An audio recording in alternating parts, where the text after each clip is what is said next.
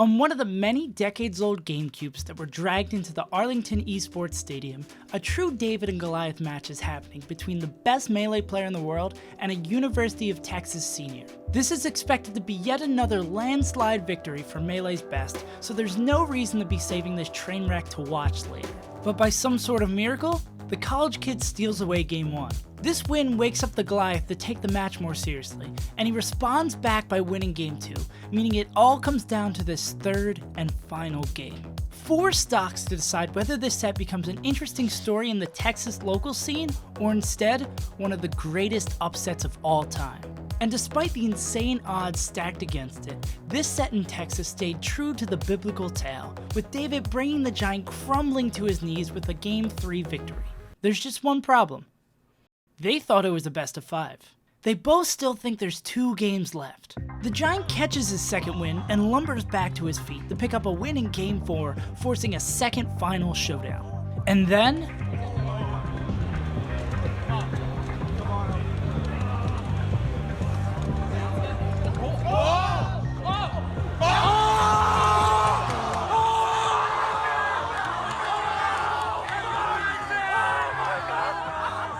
Albert does the impossible, slaying the Giant for the second time, forever cementing himself in the Melee history books and bringing us to the end of Albert's story as of now. But the path to becoming a player capable of beating Hungrybox isn't short or simple, so let's rewind Albert's story back to the beginning. His first foray into Melee came when he was just 8 years old. We can see him here playing Marth against his older brother, which is where most of his practice would come at this age. But Albert was young and fickle despite his rapid improvement at such a young age, and slowly slipped away from playing the game to only playing during the summer when his brother was around. But Melee was a part of his life even if his focus waned, and in 2014, Albert finally decided to head out to his first local tournament, and he won.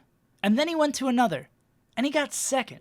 And out of nowhere, Albert went from playing fairly casually to being the 7th best player in Texas by that summer. His decade-old on and off relationship with the game almost certainly assisted him in being able to PR so quickly, but this steep of a climb is rare. Albert pulled off what seemed to be impossible. This didn't happen by luck, and it wasn't through a rigorous training regimen, but instead a consistent and simple one. 8 minutes of tech practice, 4 minutes of comboing Fox on FD, 4 minutes of comboing Fox on Battlefield, 10 minutes of studying matchups, and 5 minutes working on this research. Albert wrote a whole thread on Reddit outlining his exact methods for improvement, and you can read it for yourself down in the description. But as you can infer by this brief glimpse at this regimen of improvement, 7th best in Texas wasn't going to be enough for Albert. He wanted more. And from 2014 to 2018, he got more. Albert clawed his way up the local Central Texas power ranking, slowly getting higher and higher on the list by picking up wins at locals over legendary players like Wobbles and MacD,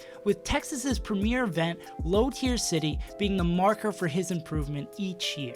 Low Tier City was also special for Albert, as it gave him his only real opportunity to play against players outside his region because he really didn't have the capability to travel. And by 2018, this monotony of playing the same players over and over again at locals was starting to chip away at his passion for the game. He started only playing the game about once a week. He got sucked into the hype of Ultimate's release and wanted to see how good he could get in that game. And so, it looked like the final chapter of Albert's tale in Melee had been written. And it would have stayed that way if not for a friend Albert made on NetPlay back in 2016, SoCal Smash Daddy, who kept urging him to attend the National Arcadian. National Arcadians are special tournaments in Melee that only allow players who never cracked into the top 100 to enter, and gives lesser known players a chance to shine. Smash Daddy eventually wore away at Albert's uncertainty, and so Albert left Texas to enter a tournament outside the state for one of the first times in his career. So obviously he's rusty from focusing on Ultimate and has nerves entering an out-of-state event with over 200 people in attendance. It's quite reasonable to expect him to not do too well at the event, but when has Albert ever cared about what's reasonable?